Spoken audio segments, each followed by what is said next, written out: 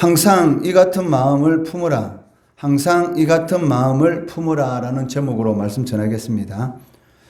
오늘 본문 말씀은 하나님께서 이스라엘 백성들에게 율법을 주실 때에 하나님과 이스라엘 백성들 사이에서 모세의 중보 역할에 대해서 언급하고 있습니다.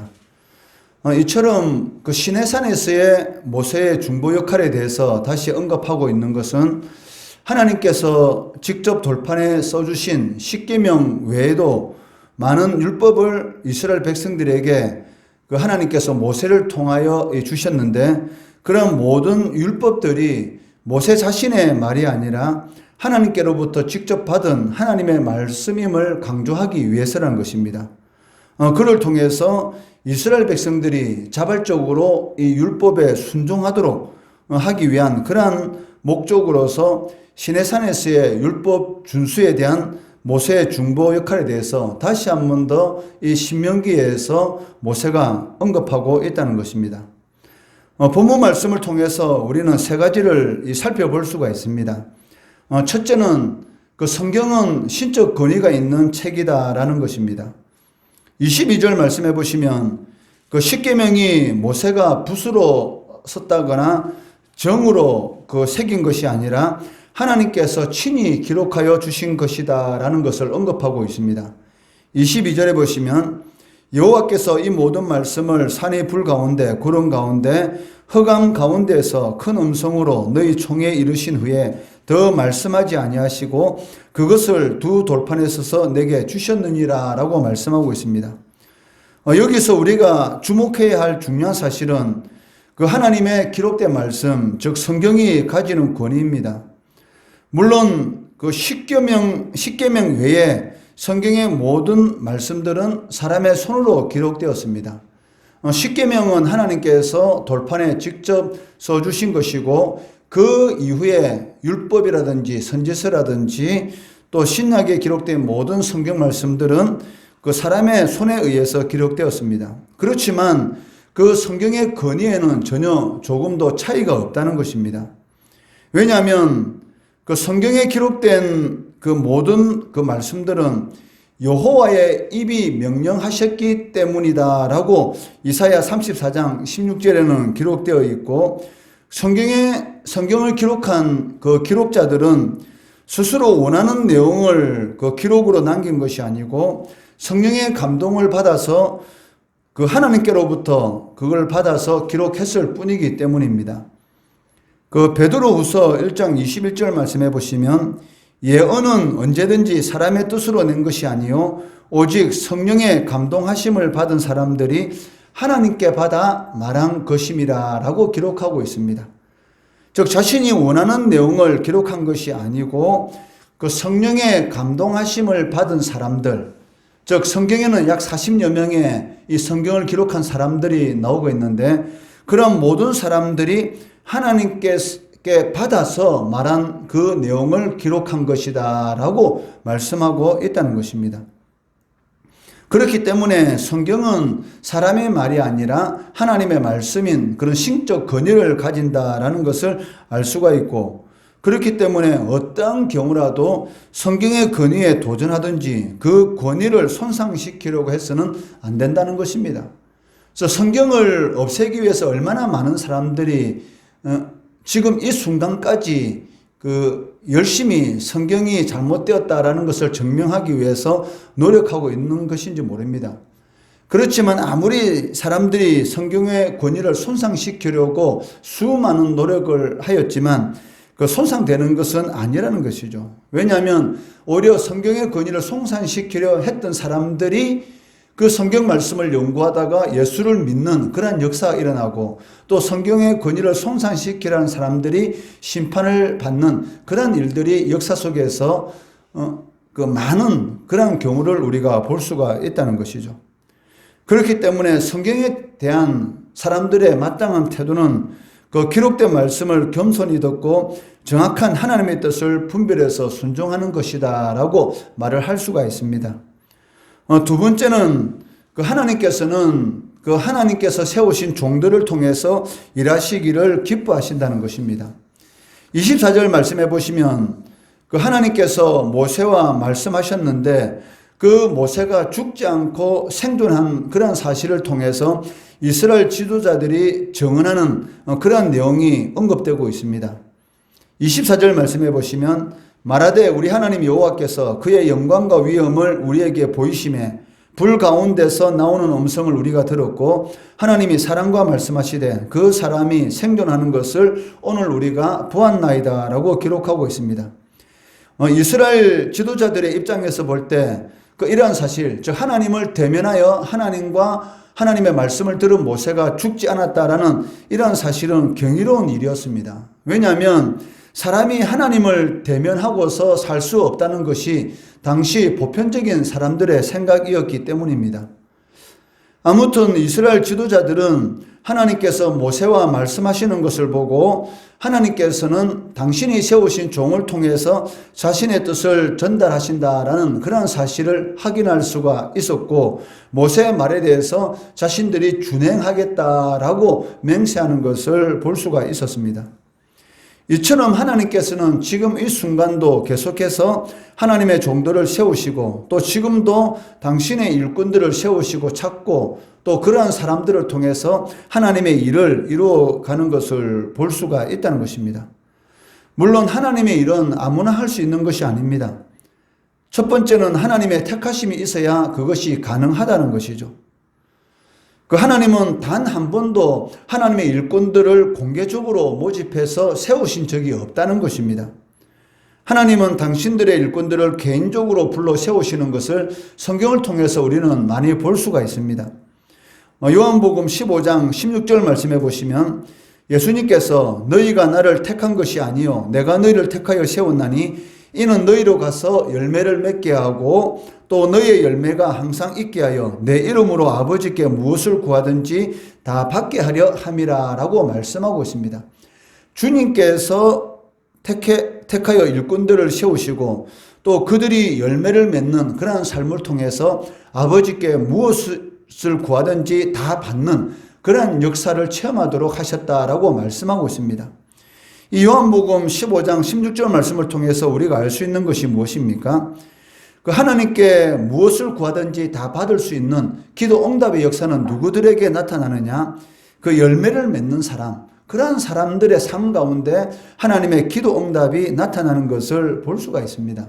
이것은 야고보서에도 기록되어 있지 않습니까?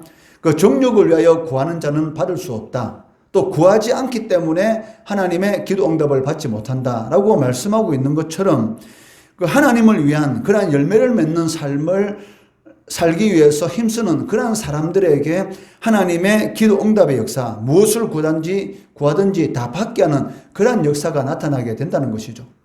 그 성도들이 왜 하나님께 내가 기도하는데 응답이 없느냐라고 말할 때에 먼저 생각할 것이 무엇이냐면 과연 나의 삶에 하나님의 영광을 위한 그러한 열매들이 맺어지고 있는가, 이것을 생각해 볼 필요가 있다는 것입니다. 우리가 히스기야 기도라는 그런 말을 많이 하고 있지만 히스기야가 이사야 선지자를 통해서 당신이 이제 죽을 것이다 라는 말을 들었을 때에 하나님 앞에 간절히 기도할 때에 15년이라는 그런 생명의 연장의 그런 기적적인 응답을 받게 되지 않습니까? 그러한 기도 응답을 받을 수 있는 그 근본적인 이유가 무엇입니까? 히스기야가 하나님 앞에 기도할 때에 조건을 내세우는 게 있었습니다. 하나님, 제가 하나님 앞에 지금까지 선하게 했던 그런 모든 일을 기억해 달라는 것이죠. 내가 이처럼 많은 열매를 맺었는데 하나님 저의 기도를 들어달라고 하나님 앞에 간절히 이렇게 기도하는 것을 볼 수가 있어요. 이것은 히스기야가 자신의 의를 내세우는 것이 아니죠. 그 하나님의 말씀에 그 근거에서 하나님을 위한 영광을 위한 그런 삶을 살아가는 자에게 하나님께서 응답해 주신다고 말씀하시지 않았습니까? 제가 하나님을 위해서 얼마나 많은 선한 일을 행했던 거 하나님께서 다 알고 계시니 저의 이 병을 치유해 달라고 간절히 기도할 때에 하나님께서 그 기도를 들어주시는 것을 보게 되는 것이죠. 이와 같은 것을 예수님께서도 말씀하고 있다는 것입니다. 열매를 맺게 하고 또 너희 열매가 항상 있게 해서 내 이름으로 아버지께 무엇을 구하든지 다 받게 하겠다라고 약속해 주시는 것을 보게 되는 것입니다. 어떤 동기가 되었든지 간에 예수님을 영접하게 되는 그런 직접적인 이유가 있습니다. 그것이 무엇입니까?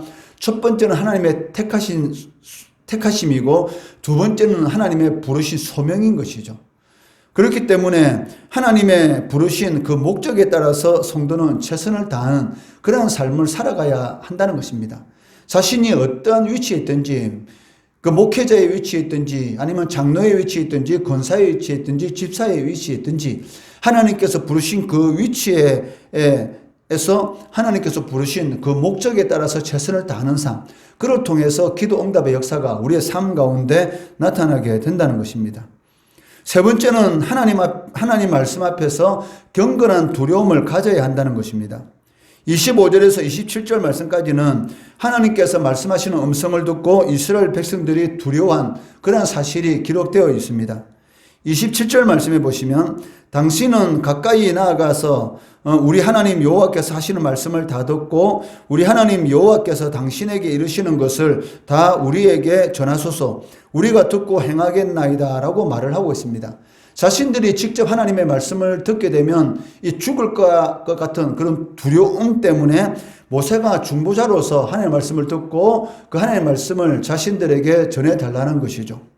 이때 이스라엘 백성들이 가졌던 이 두려움은 하나님에 대한 그런 불신에서 생긴 것이 아니라 하나님을 경외하는 그러한 마음으로부터 비롯되었다라는 것을 알 수가 있습니다. 이처럼 성도인 우리들도 하나님의 말씀을 대할 때에, 즉 성경 말씀을 대할 때에 이러한 경건한 두려움을 가져야 한다는 것입니다. 왜냐하면 이러한 자들에게 하나님께서 복을 주신다라고 말씀하고 계시기 때문입니다. 29절 말씀해 보시면 다만 그들이 항상 이 같은 마음을 품어 나를 경외하며 내 모든 명령을 지켜서 그들과 그 자손이 영원히 복받기를 원하노라 라고 말씀하고 계십니다. 항상 이 같은 마음을 품어, 이러한 이 자세가 중요하지 않습니까? 이것을 요한계시록에는 첫사랑이라는 말을 통해서 우리들에게 말씀하고 계시는데, 처음 주님을 만났을 때의 그 간절한 주님의 은혜에 대한 갈급함, 그리고 예배당에 나와서 예배 드리는 그 하나만으로도 감사한 그런 감격, 이러한 것들이 어느 순간인가 사라지는 그러한 모습을 우리가 볼 수가 있는데, 항상 처음과 같은 그러한 마음을 품는 것이 너무나 중요한 것이죠. 그러한 마음을 품을 때에 바로 그 하나님께서 예비하신 이 복된 삶을 살아갈 수가 있다는 것입니다. 이스라엘 백성들이 이 시내산에서 하나님 앞에 두려움을 가졌을 때 그 경외하는 그 마음을 품고 있었다면은 이 가나안 땅에서 우상을 섬기는 그러한 폐역한 죄를 짓지 않았을 것입니다. 어느 순간인가 하나님을 경외하는 그 하나님의 말씀에 대한 경외심이 없어지고 없어질 때에 그 마음에는 이 사탄이 틈을 타게 되고 결국은 우상 숭배에 그러한 죄를 짓게 되었던 것입니다. 사실 많은 사람들이 이 신앙생활에서 실패하게 되는 그런 원인을 살펴보면 그 말씀을 경청하는 이 잘못된 태도 때문인 것을 우리가 볼 수가 있습니다. 그 사도행전의 베레아 교회 성도들은 어떠한 마음으로 이 바울 사도의 말씀을 들었습니까? 이 간절한 마음으로, 하나님의 말씀이 그러한가 하여 간절한 마음으로 그 말씀을 받게 되고 실족하지 않는 것을 볼 수가 있습니다. 그런데 오늘날 이 성도들이 하나님의 말씀을 들을 때에 말씀을 듣고는 있지만 실질적으로는 그 말씀이 마음에서 역사하지 않는다는 것이죠. 왜냐하면 자신이 원하는 말씀은 듣고 자신이 원치 않는 말씀은 이 배척하는 그러한 이런 말씀에 대한 잘못된 태도를 가지고 있기 때문입니다. 그렇기 때문에 그 삶이 변하지 않는 것이고 삶이 변하지 않기 때문에 하나님의 살아계심의 역사를 체험하지 못하고 있다는 것이죠. 그러므로 하나님 말씀 앞에서 항상 경건한 두려움을 가지는 것, 그리고 이 순간 나에게 말씀하시는 그 하나님을 들어야 한다는 것입니다. 오늘 말씀 제목처럼 항상 이 같은 마음을 품어라. 이것이 우리의 신앙생활에서 참 중요합니다.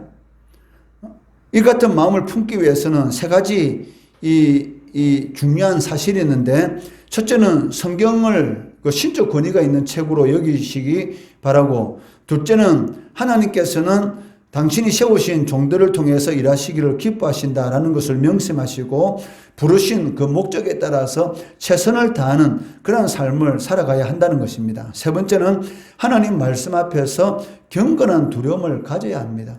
처음 하나님을 만나게 되면 얼마나 그 말씀을 그대로 받아들이고 그리고 그 말씀대로 살려고 노력합니까? 그러다 보니까 하나님의 살아계심의 역사가 실질적으로 많이 일어납니다. 제가 이전에도 말씀드렸지만 전에 사역할 때 늦게 예수를 70이 넘어서 예수를 믿게 되고 늦게 예수를 믿은 것이 너무나 감사해서 그 말씀 그대로 따라하는 거예요. 병원에 무릎이 아플 때 병원에 가서 그 돈을 쓰는 것이 아까워서 이 돈 아껴서 하나님 앞에 감사한금 드리고 내가 기도해서 낫겠다라는 그런 생각을 가지고 스스로 무릎에 손을 얹고 기도하니까 그 무릎 아픈 게 깨끗이 나았다라는 그러한 간증을 하는 그러한 모습도 볼 수가 있습니다. 저 순수한 신앙, 어린아이와 같은 그러한 신앙을 가지고 하나님의 말씀을 그대로 삶 가운데 적용하니까 하나님의 살아계신 그러한 역사가 나타나는 것을 이렇게 보게 되는 것이죠. 이처럼 하나님의 말씀 앞에 경건한 두려움을 가질 때에 항상 그 같은 마음을 품을 때에 하나님의 살아계심의 역사, 초자연적 역사, 불가능을 가능케 하시는 그러한 역사를 지금 이 순간도 우리는 체험할 수가 있다는 것입니다.